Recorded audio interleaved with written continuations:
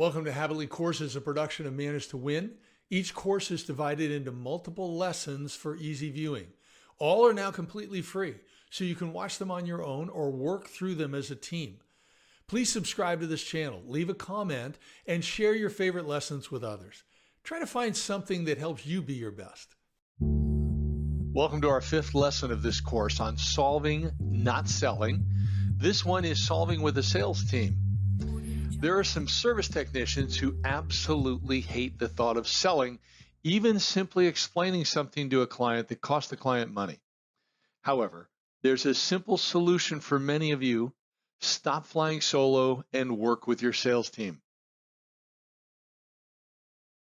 Presenting an unexpected cost or service interruption to a client may be uncomfortable for you. However, if you have someone responsible for sales who can present the information, then your responsibilities with the unexpected situation may be easier. First, be alert and notice unexpected problems and ways equipment performance can be improved. You do that now, right?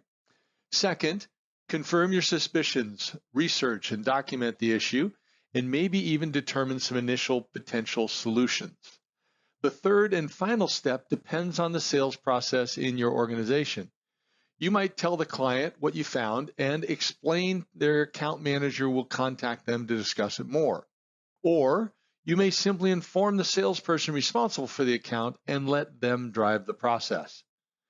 Client problems and equipment upgrades never get solved unless one of two things happen. First, you, the service technician, must confirm or discover a problem or equipment upgrade, make a recommendation, and then the client agrees and the work is done. Now, that's one way these situations get resolved. Or the second way is you discover an unexpected problem or an equipment upgrade and you do nothing about it. Then the situation gets worse for the client. They experience downtime, higher costs, stress, and lost opportunities. Their employees get upset.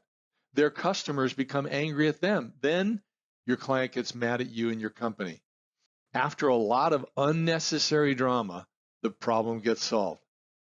Obviously, the first approach works better for everyone. If you can, it's always best to proactively work with your sales team to provide excellent services, support, and advice to your clients. Don't fly solo. If you're a service tech who's required to ask your clients to spend additional money to fix unexpected problems or upgrade equipment, then advance to the next lesson, number 6, which is titled Solving on Your Own. It's similar, but more appropriate for you. On the screen, there's a relatively simple table we prepared that outlines typical steps for a service technician to responsibly partner with their sales team members to provide excellent services. Notice the left column of the table lists the service technician's responsibilities after you've discovered a problem or a needed equipment upgrade. Each of these activities contributes to how you solve problems. The right column lists the activities for salespeople to sell a client. This is a beautiful solution for introverted service technicians. You get to do what you do best, which is solve problems. The service tech works in the background to support salespeople doing what they do best, which is talk, engage with clients, explain solutions, and close sales. By the way, this table can be edited based on the structure of your organization and your best practices. I want you to play to your strengths. When you have a sales team, this is easier for everyone to play to their strengths. There are 15 typical steps listed in the table. However, the focus of this lesson is the 13 solve responsibilities of a service technician who's discovered a problem or a needed equipment upgrade and is going to solve it.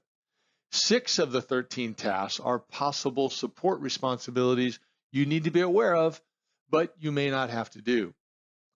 Number 1 is the problem or service improvement is identified. I want you to remember, you're a highly skilled professional. You understand the client's environment. and you notice something that's wrong, could fail, or should be upgraded to improve the client's productivity, reliability, scalability, and/or security. Number 2, the needs analysis. Problems are confirmed or discovered. You get to investigate further to confirm your conclusions. You can consider integrated or related issues. Then you're going to move to number 3, where you develop or outline solutions. You know one solution immediately. You investigate a bit further to confirm your conclusions, and maybe you develop 2 to 3 options to meet the need. Number 4, we're going to document what we've found and inform our manager and/or the sales team. So as you know, you document your work as you go. You don't wait till the end of the week because then you forget things or you misenter your time. We trust our manager, so we're going to keep our manager informed. Sales is going to handle what might be the tough part, which in your case is often talking to the client about something they have to spend. So that's all good. Next, this is a possible support area, discussing the new issue or opportunity with the client. You know their environment, the problems, the risks, and you have a relationship with some of their people. However, the account manager or salesperson presents the issue to the client. Number 6, another possible support area, guidance on the quote. Now, the salesperson should develop the quote, okay? However, you comprehend the client's environment, what will and will not work. So you provide guidance as needed on the products and hours to include in the quote.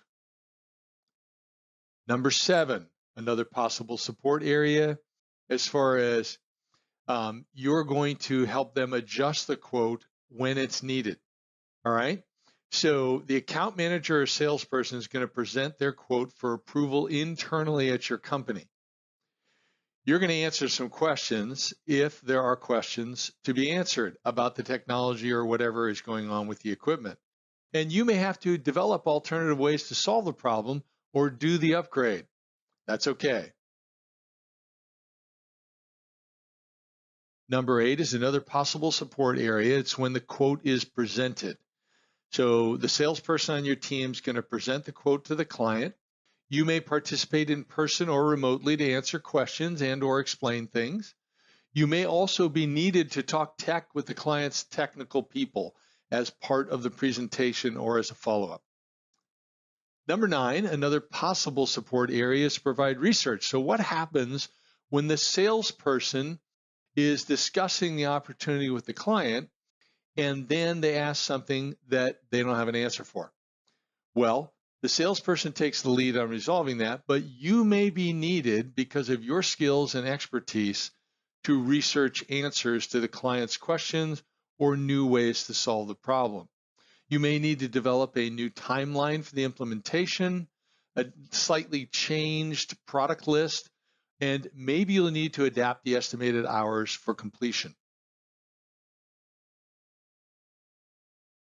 Number 10 is negotiate and close the sale. Hey, you don't have to do this. In this environment, the salesperson handles this without you. Number 11, receive a signed, approved quote to proceed. Once again, you don't have to be involved. You don't have to chase after it. The salesperson is going to handle this without you. Good news, right? Number 12, implement and document. Hey, this is all you, baby. This is where you shine. You've got the skills and the experience to implement the solution. You document your work and time as you go so the client can receive excellent support later, and your team is informed of your progress as you go. Number 13, test. Well, you're going to test the work you've done before presenting it to the client. I can't tell you how many times I've had techs do work for me and present it to me, and it's flawed because they did not test it first. So possibly you're going to involve others in the testing, and you want to confirm your implemented solution works reliably. And then 14, presenting the implemented solution to the client. Now, this is typically something where you're going to take the lead because you've done some tech work. Okay, you're going to walk them through what is done. There are some situations where the salesperson might take the lead. Okay, so you work that out, depends on your company and depends on what's done. But when this is done, you're walking the client through, you're confirming risks that have been eliminated and the positives that were added. Help them see it, experience it. Let's talk about that experience it part.